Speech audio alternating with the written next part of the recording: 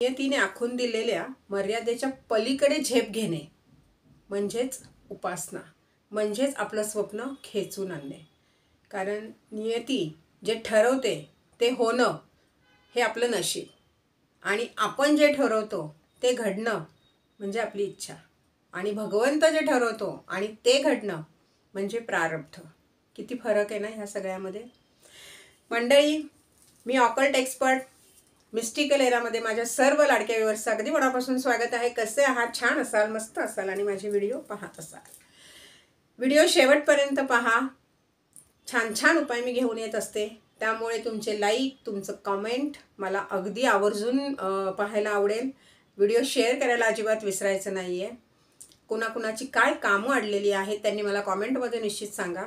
Video आवडल्यावर like तर करायचाच आहे, हे मी आधीच सांगितलेलं आहे. तर खूप जणांची कामं अडली आहेत, काहींचे पैसे अडकलेले आहेत बाहेर, काहींची कामं होतच नाही आहेत, काहींच्या मुलांचे ॲडमिशनच होत नाही आहेत. अशा अनेक गोष्टी आपल्यासमोर रोजच्या जीवनामध्ये, रोजमर्याच्या धकाधकीच्या आपल्या आयुष्यामध्ये चालू असतात आणि कुठे ना कुठे आपण मार्ग शोधत असतो.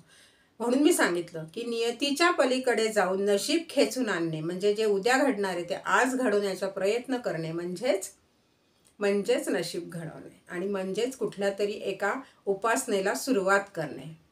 म्हणजे ती उपासना का करावी, कशासाठी करावी, त्याने आपली अडलेली नडलेली कशी कामं होतात, आणि इतका प्रबळ आणि इतकं ताकदवर अशा काय उपासना आहेत.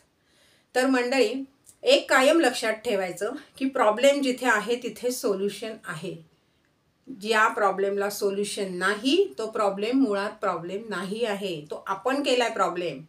आणि सगळ्यात महत्त्वाचं ना, एक मनाशी गाठ मारून टाका की माझे पैसे अडकलेत, मी अडचणीत आहे, माझ्या मुलांचं असं चालू आहे, माझ्या मुलांचं तसं चालू आहे, बापरे आमची कितीतरी कामं अडकलीत, माझ्या आयुष्यात खूप प्रॉब्लेम. हे सगळं बोलणं सर्वात पहिले बंद करा. तुमच्या या बोलण्यानी प्रॉब्लेम एकच असेल, पण तुम्ही बोलून बोलून बोलून बोलून बोलून त्याला कितीतरी वाढवता. कळलं? चांगलं बोला. जुनी लोक म्हणायची, अगदी तुम्हाला आठवत असेल तर, शुभ बोलणाऱ्या. का म्हणायची? काय ती वेडी होती का? त्यांना काहीतरी त्यातलं लॉजिक माहीत होतं, त्यांनी ग्रंथ वाचलेले होते. त्यामुळे आपण त्यांचं कधीतरी ऐकायला पाहिजे ना काही गोष्टींच्या बाबतीत. आपण जे उपासना करतो त्याचीही वाच्यता आपल्याला कुठे करायची नाही आणि करू पण नाही आहे. कारण खूपदा असं असतं ना की जेव्हा आपण एखादी गोष्ट करतो, एखादी उपासना करतो किंवा एखादं चांगलं काम करायला जातो आणि अचानक येऊन कोणीतरी काहीतरी बोलताना आपण मोठेपणा सांगण्यासाठी पटकन बोलून जातो. अरे मी तर हे केलं, अरे मी तर ते केलं, अरे मी तर इथे फॉर्म भरला, अरे मी तर ते टेंडर भरले, अरे माझ्या मुलाचं इथे ॲडमिशन होणार आहे, इथे मी पैसा लावलाय. काही गरज आहे? काहीच गरज नसते. कोणाला मोठेपणा दाखवायचा आहो, पण त्या मोठेपणामुळे काय होतं? तुम्ही मोठे होतच नाही, उलटे तुमची कामं फसतात, तुमची कामच होत नाहीत. त्यामुळे मोठेपणा कमी करा. आणि तुम्ही स्वतःला मोठं म्हणून काय काय काय अर्थ आहे त्याला? समोरच्याने तुम्हाला मोठं म्हटलं पाहिजे, समोरच्याने मानलं पाहिजे की ही व्यक्ती प्रचंड मोठी आहे, या व्यक्तीचं एक वेगळं नाव लौकिक आहे, हे समोरच्याने मानलं पाहिजे. तुम्ही स्वतःला मोठं मोठं, मी मोठा, मी आमका, मी फलाना, मी ढमका, काही उपयोग नाही आहे.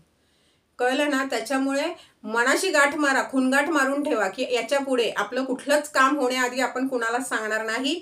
काम फत्ते झाल्यावर ते पण मोजक्या लोकांना सांगायचं ज्यांना आनंद होईल. कळलं? सर्वात प्रथम ज्या ज्या गोष्टींमध्ये तुम्ही अडकलेले आहात, तुमच्यासमोर जे चॅलेंजेस आहेत, ठीक आहे, तर त्यासाठी इतकी प्रभावी सेवा मी आज तुम्हाला सांगणार आहे ना. शाबर मंत्राचे करता धरता नवनाथ, बडे बाबा म्हणजे मच्छिंद्रनाथ आणि नवनाथ माझे आवडते, अगदी आवडते ते नवनाथ. माझे भाऊ आहेत ते 9.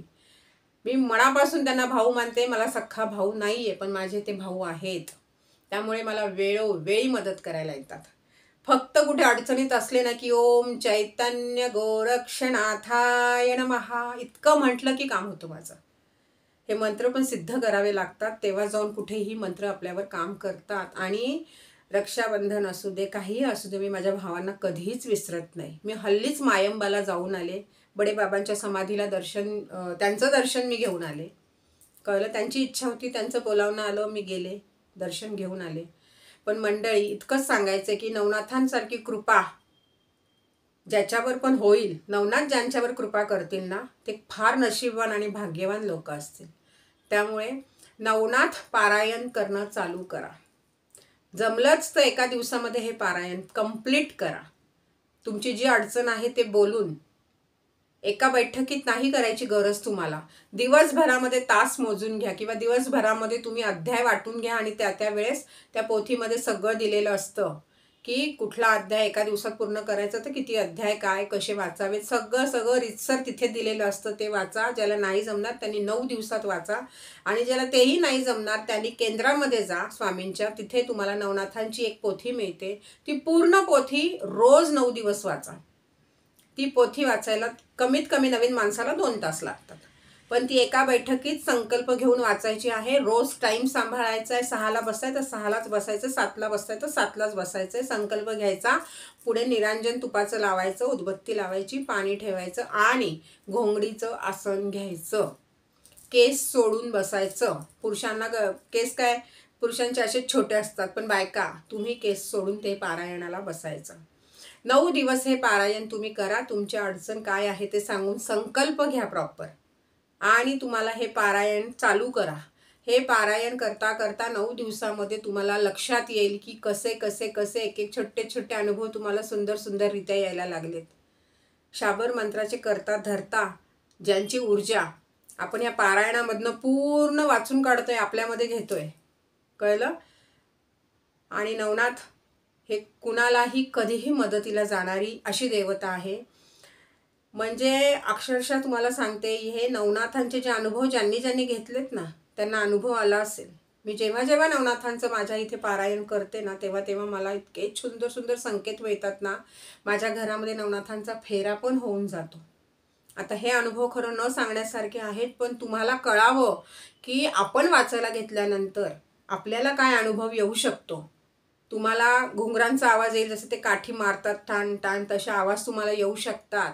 अल्लाख निरंजन बडे बाबा की जय. माझी आई नेहमी म्हणायची. माझी आई प्रचंड नवनाथपंथी होती. माझे मोठे मामा नवनाथांच्या संप्रदायामधले आणि प्रचंड माझ्या आईला तर इतकं वेळ होतं. माझ्या बहिणींनाही प्रचंड ह्या नवनाथांच्या सेवेमध्ये त्याही होत्या. त्यांनाही आज त्यांचं आयुष्य सुखाचं समृद्धीचं आहे आणि मलाही स्वामी कृपेने, नवनाथांच्या कृपेने मला काहीही कमी नाही आहे. महत्त्वाचं असतं आयुष्य जगताना मनशांती, आणि ती पुरेपूर माझ्याकडे आहे. मला अजिबात कुठल्या गोष्टीचं टेन्शनही येत नाही आणि काहीही होत नाही, कारण मला माहीत असतं, जसं मी तुम्हाला सुरुवातीला सांगितलं, जिथे प्रॉब्लेम आहे तिथे सोल्युशन पण आहे. त्यामुळे प्रॉब्लेमला प्रॉब्लेम न समजता फेस करा. मी असं सांगणार नाही तुम्हाला की प्रॉब्लेम त्यालाच येतात जो फेस करतो. ते सगळं थोतांडे, असं काही नसतं. फक्त एकच गोष्ट लक्षात ठेवा की जेव्हा तुम्ही एखादी गोष्ट, एखादी उपासनेला सुरुवात करता तेव्हा देव तुमची परीक्षा बघतो. तेव्हा हतबल व्हायचं नाही, घाबरून जायचं नाही, हारून जायचं नाही. मन खंबीर ठेवायचं. देवाने कितीही परीक्षा घेऊ दे, आपण आपली उपासना मात्र चालू ठेवायची.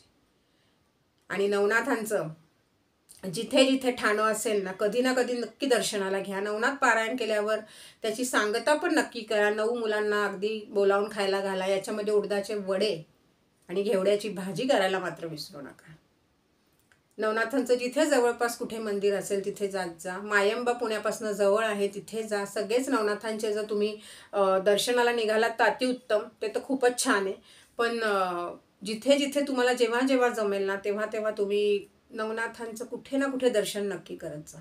आणि नसेल आसपास काहीही मंदिर ना तर नुसतं असं नाव घ्यायचं, ओम चैतन्य नवनाथाय नमः.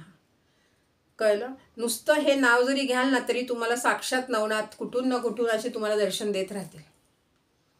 त्याच्यामुळे कुठल्याही अडचणीला मात करणारी ही एक अशी उपासना आहे ना, आणि ह्या चमत्कारिकरित्या ह्या उपासनेला तुम्हाला तुमच्या आयुष्यात बदल दिसून येतील. तुमचे कसे प्रॉब्लेम चुटकीसरशी सॉल्व्ह होतात हेही तुम्हाला दिसून येईल.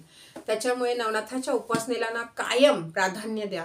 कधीही कुठलीही अडचण असू दे, कोर्ट केस असू दे, मुलं बाळांचं असू दे, लग्नाचं असू दे, काहीही असू दे, नवनाथ पोथीमध्ये प्रत्येक अध्यायाबरोबर त्याचं महत्त्व दिलेलं आहे. ज्यांना पूर्ण पोथी नाही वाचता येणार, जी 40 अध्यायांची आहे, त्यांनी ॲटलिस्ट 40वा अध्याय रोज तरी वाचावा. आणि बाहेर निघताना, बाहेर पडताना त्या पोथीला फूल व्हावं. आपली इच्छा सांगावी. आपण आज कुठल्या मोठ्या कामाला जातोय ती इच्छा सांगावी. नवनाथांना म्हणायचं, बडे बाबा मच्छिंद्रनाथ महाराज की जय, नवनाथ महाराज की जय. चला बरोबर. कळलं. बरोबर चला म्हटल्यावर बरोबर येणार नवनाथ. जसं स्वामींना आपण सांगतो स्वामी चला, घरी आल्यावर आपण सांगतो स्वामी मी आलो. तसंच नवनाथांनाही करायचं. प्रत्येक देवाचं आपलं एक महत्त्व आहे, म्हणून इतके देव आज आपल्याकडे आहेत. कळलं? आपल्याकडे एकच देव नाही आहे, आपण नशीबवान आहे, आपल्याकडे बरेच देव आहेत. आपल्याला सगळ्यांची उपासना करायला जमत नाही, पण जेव्हा जेव्हा जमतं, जेव्हा जेव्हा आपल्याला कळतं की ही उपासना फलदायी आहे ना, त्या वेळेस त्या उपासना कराव्यात. आपल्या अडचणींवर मार्ग काढण्यासाठी तरी त्या उपासना कराव्यात. आपल्याला निश्चित त्यातून मार्ग मिळतो. आपलं इच्छित जे काही आहे, जी काही इच्छा आहे आपली, ती परिपूर्ण व्हायला वेळ लागत नाही. नुसतं मनाने ठरवलं, कितीही ठरवलं ना, तरी कुठेतरी भक्तीची साथ लागते. आणि जिथे भक्ती येते, जिथे अध्यात्म येतं, तिथे भगवंत येतो आणि साक्षात तुमची कामं करून जातो. त्याच्यामुळे मंडळी, जितकं शक्य असेल ना, मनापासून जी पण सेवा कराल ना, कुठल्याही देवांची, भगवंताची, ती मनापासून करा. हरून जाऊ नका, खंबीर राहा, फक्त खंबीर राहा. मी एकच सांगेन, कधीच कोणी हारायची गरज नाही आहे. कळलं? कारण मी नेहमी सांगते की आपल्याला जिंकायचं आहे, आपल्याला कुणाला हरवायचं नाही आहे. त्यामुळे तुम्ही हे मनाशी ठरवा की तुम्हाला जिंकायचं आहे, तुम्हाला कुणालाच हरवायचं नाही आहे. अनेक असे उपासना वगैरे घेऊन मी वारंवार येत असते.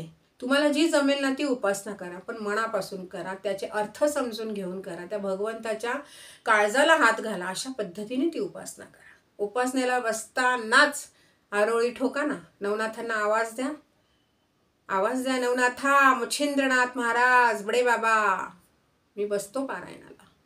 बोला फक्त, बघा तुमची कामं, तुमचं ते उपासना कशी तुमच्याकडनं करवून घेतील.